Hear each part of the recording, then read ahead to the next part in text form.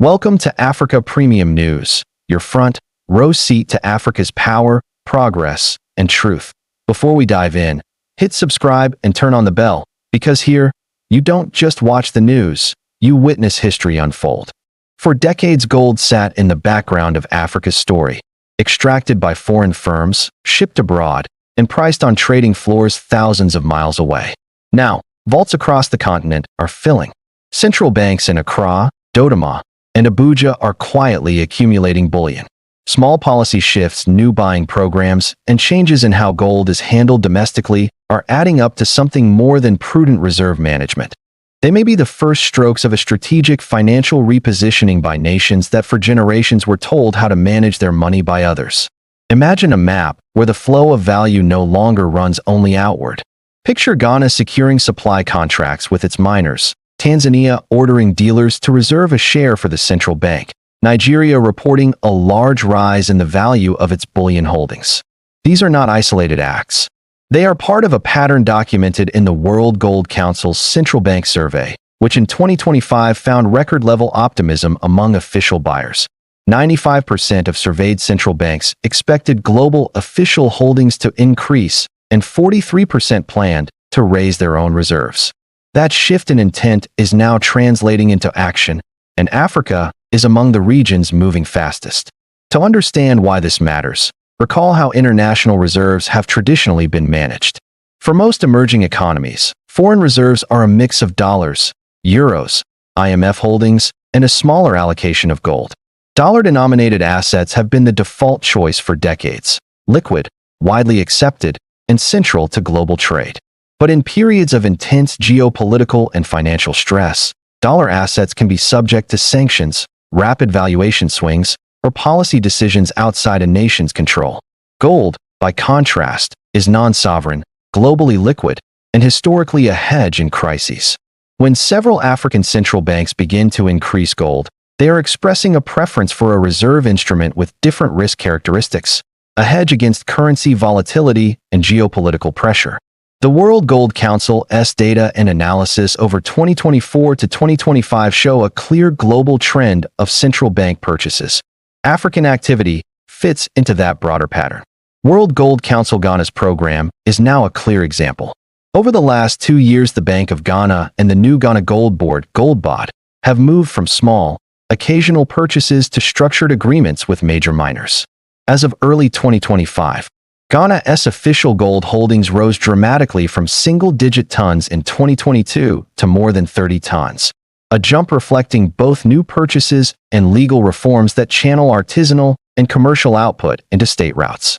In April 2025, Ghana passed measures restricting foreign participants in domestic gold trade and formalized GoldBOD's role as the official buyer and exporter in many cases, requiring deliveries from certain miners and offering payment in local currency.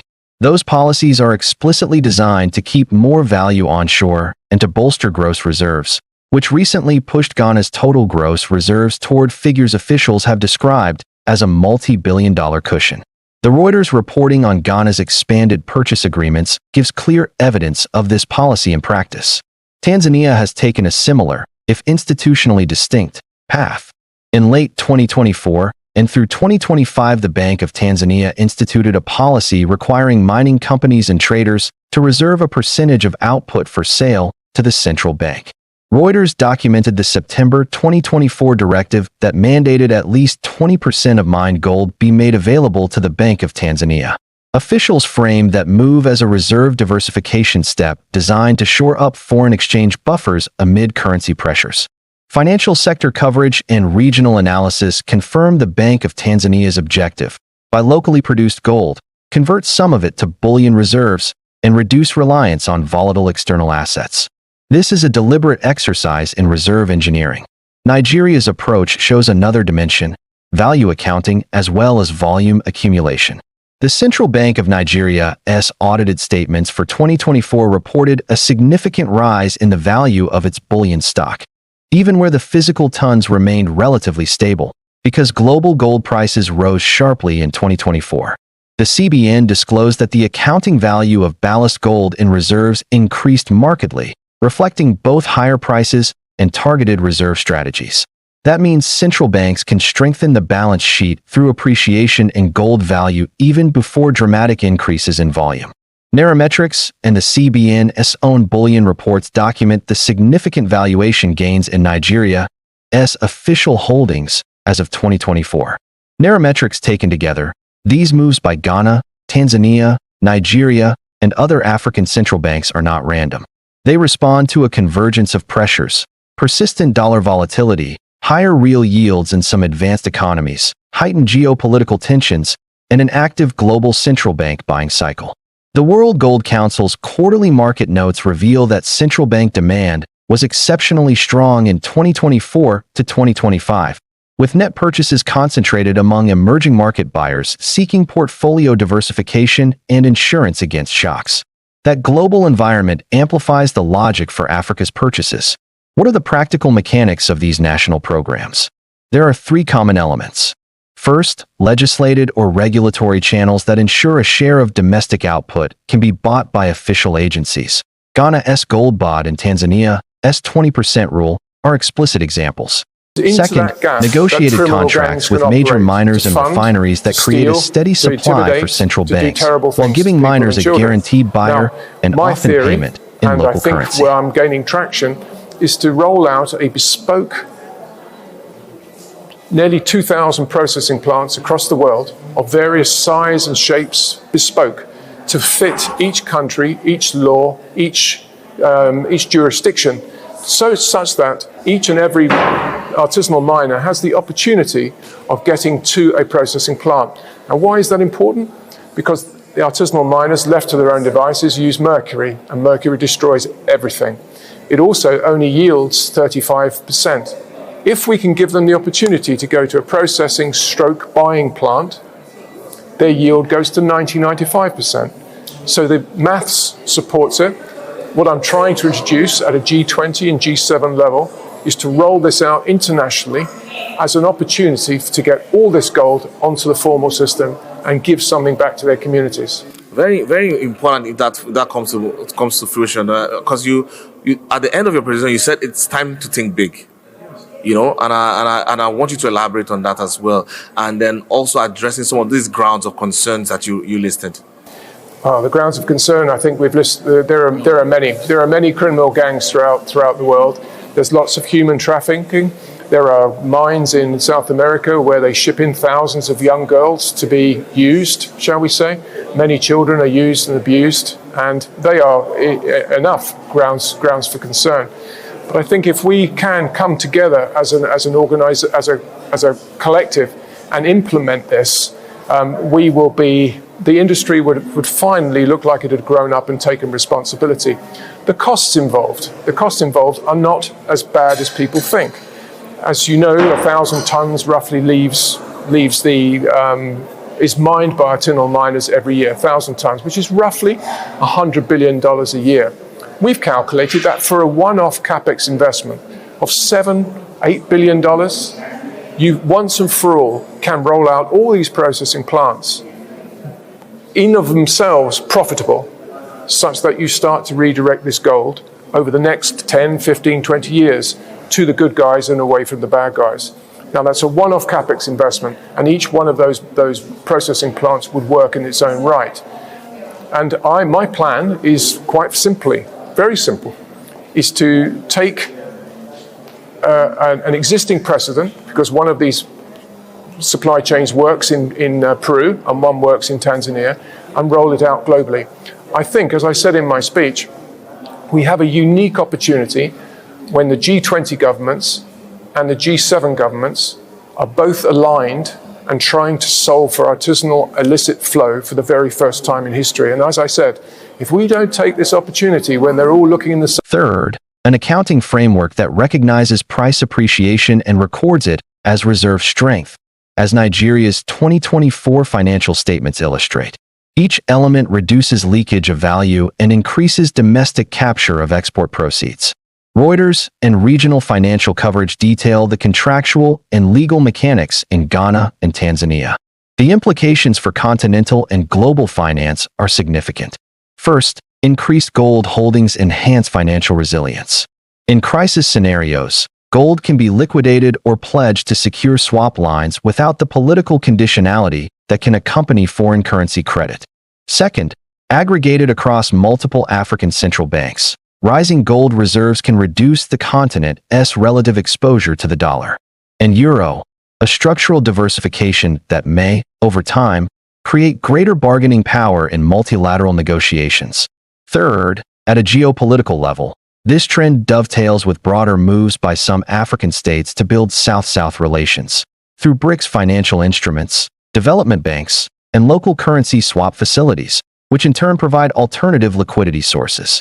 The World Bank and IMF remain central actors for many African economies, but a larger gold buffer changes the bargaining equation. The World Gold Council's reserve survey data and IMF balance of payments trends support the interpretation that official gold accumulation is a strategically meaningful policy choice, not merely a cyclical investment. Critics warn of risks. Debt service dynamics remain sensitive. Loans denominated in foreign currency require servicing in hard currency. Converting reserves into less liquid assets could complicate short-term obligations if not properly managed. There is also the operational challenge of transparency. Gold purchases must be publicly reported and verifiable to maintain investor confidence.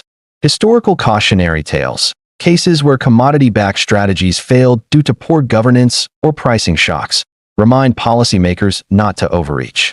Observers also point out that while gold is a hedge, it is not a silver bullet. Successful reserve policy combines liquidity, yield, and stability across multiple instruments.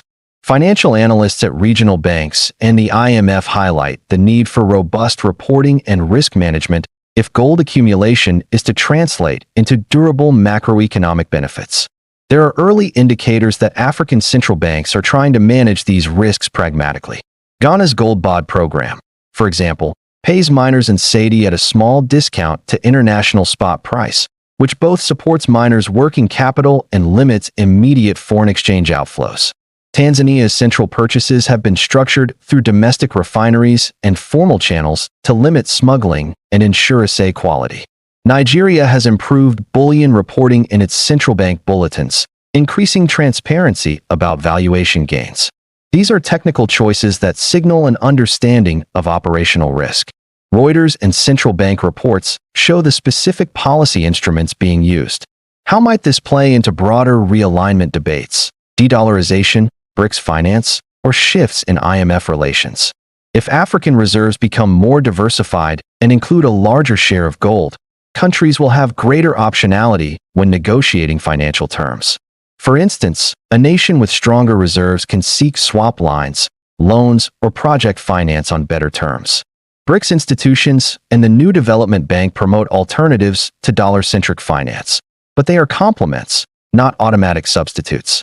Realignment will depend on many factors: governance, trade integration, the quality of domestic institutions, and the willingness of partners to accept different settlement mechanisms. Still, gold functions as an equalizer in such negotiations, a portable and politically neutral asset. World Bank and IMF data underscore that reserve composition affects borrowing terms and fiscal space. Adding gold to that composition is therefore meaningful. The human economic story matters too. For miners, formalizing deliveries to state agencies can stabilize incomes and reduce the informal leakage of gold into illicit markets. For traders and transport firms, a functioning rail, port, and export corridor that keeps more value onshore means jobs and new local investment. For citizens, improved reserves can reduce currency volatility and protect purchasing power. Those concrete benefits are why many African leaders have publicly defended purchase programs as prudent economic stewardship rather than ideological positioning. Reuters coverage and local media reports from Accra, Dodoma, and Abuja reflect the domestic political framing of these choices. Policymakers will need to maintain transparency and investor confidence. Public reporting of gold reserves, clear audit trails for purchases, and rigorous assay and custody arrangements are prerequisites for turning bullion into a reliable reserve instrument. The World Gold Council's datasets, compiled from IMF statistics, provide a benchmark for how central banks should disclose holdings and changes. The central lessons from other regions are clear: structured, Transparent purchases bolster credibility. Opaque accumulation does not. In short, Africa's recent spike in central bank gold activity is measurable, policy-driven, and consequential. It is not a speculative fad. It is a response to structural vulnerabilities and a deliberate step toward reserve diversification. Whether these actions will catalyze a larger shift in global finance is an open question, one that depends on the durability of the policies, the transparency of implementation, and the broader geopolitical environment. But the trend is unmistakable. Central banks on the continent are changing the composition of their buffers, and in doing so, altering the tools available to manage external shocks and negotiate international finance.